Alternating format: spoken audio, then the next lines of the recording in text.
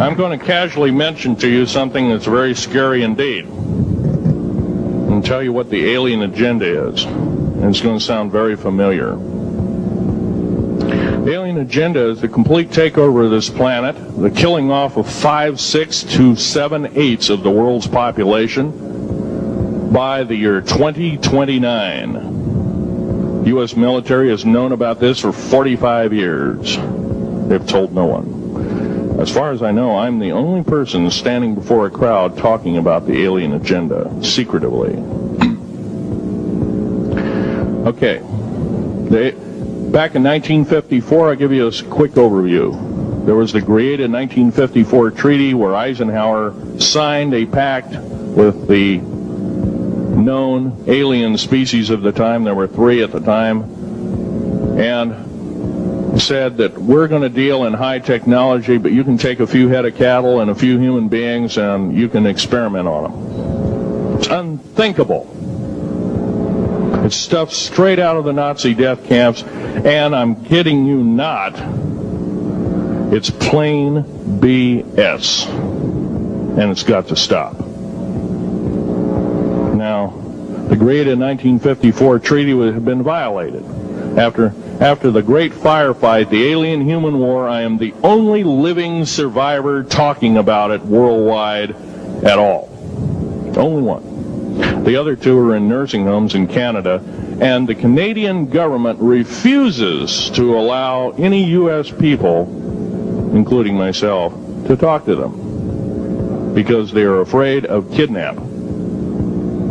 Probably the reason I got shot to pieces and 11 attempts on my life is I am a direct threat to the entire system. The New World Order, the alien agenda, is one and the same. It's world takeover and the decimation of the population of this planet.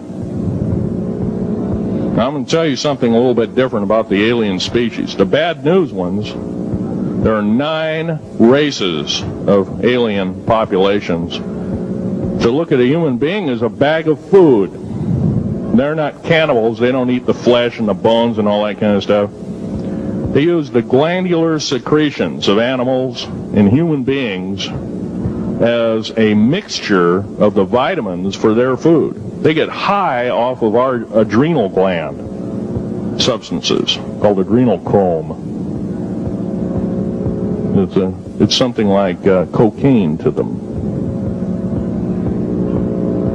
Now, what can we do about it? Right now, if we do nothing, we can do nothing about it, and it will continue to go on. Basically, we'll be led in the dark, and you'll keep seeing more and more people disappear. Right now, there's 100,000 children totally unaccountable through FBI archives, cannot be traced anywhere. They haven't been murdered. Nobody's ever seen them. I think they're hauled underneath in some of these bases, and they are summarily done away with, and they are literally eaten. Now, that is a scary thing indeed. And I'm not asking you to believe me in toto. I am asking you to seriously do enough homework that you can go out through the public record, through the congressional records, find out who's voting for what, and go from there. Do your own program. Do your own agenda, and do your own speaking out. And if enough of us do this, there is some saving grace. However, we don't have a whole heap of time left. Technological governments on this planet are raping the planet. We're going to run out of everything that we need. We're going to pollute everything in sight in the better part of 20 years. Now, I know you've heard some poppycock stories. Oh, we're going to run out of coal. We're going to run out of gasoline. We're going to run out of this, that, and the other. And 25 and 30 years ago, you heard all this hogwash. Well, don't believe it. Basically, anything you read in a paper, you should take with a grain of salt. Start reading on what is missing out of the article. Ask yourself, what's missing in this article that I should know? Maybe that's the truth. Fill in the blank spots, so to speak. White copy is only one leg of the triangle. There are 2 other legs, 2 other pieces of the puzzle. What we have to do as a group of people, concerned people at that, and this group seems to be quite that, is we have to assert ourselves in a way that we've never thought possible. Now, I'm not asking you to do what I'm doing. I'm telling you, what I'm doing is very important. Every one of you is equally important. You wouldn't be in this room otherwise. You know, all these other people out here that didn't come to the lecture, they really don't want to hear it. Yesterday I heard a fellow who says, I'm sorry to say I belong to this military organization, that militant organization. I don't believe in the alien question. There's no proof of it. And so I show him an artifact, and he says, well, that's nice, but that could be lead. Well, I happen to know this isn't lead. It scratches diamond, and it's harder than that. Here's a sapphire that I found. When we blew a mountain apart, all these sapphires fell out. And sapphire has a hardness of 9 right next to the hardness of a diamond. This thing scratches the heck out of it. Let's tear it apart. I'll tell you something. This technology is fine and dandy. At the risk of the human race, at the risk of one human life, it is totally worthless. We have to... The one beautiful thing about the United States of America is we value a human person's life. The minute we lose it, we are dead meat. It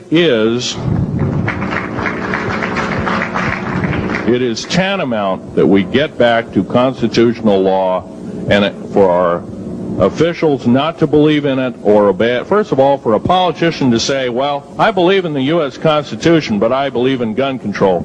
You can't be a master of two houses. It don't work. What you must do is tell that politician you are disobeying the Constitution of the United States that you're sworn to uphold, and you are in treason territory. Think about what you said. You have 30 days to make that apology. If you do not make that apology, you are a treasonous individual and should be prosecuted.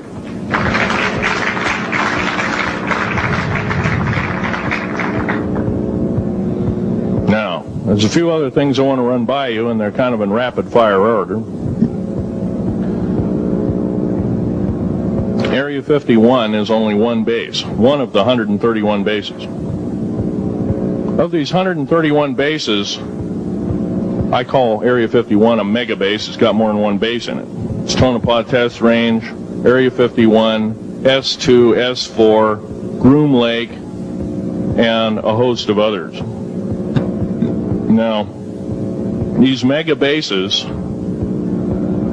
are gobbling up our gross national product. Right now we're spending 28% of the gross national product on building underground bases solely. That doesn't count for the defense budget. That doesn't count for the spare parts budget. It doesn't count for any of that at all. And the black budget is dead wrong. It sidesteps the United States Congress and its Constitution of its people and says you're a bunch of morons, you don't need to know. Well, a need-to-know basis is an executive order written during the Eisenhower era right after the Greada 1954 treaty and is treasonous and illegal in this country and should be overturned and abolished.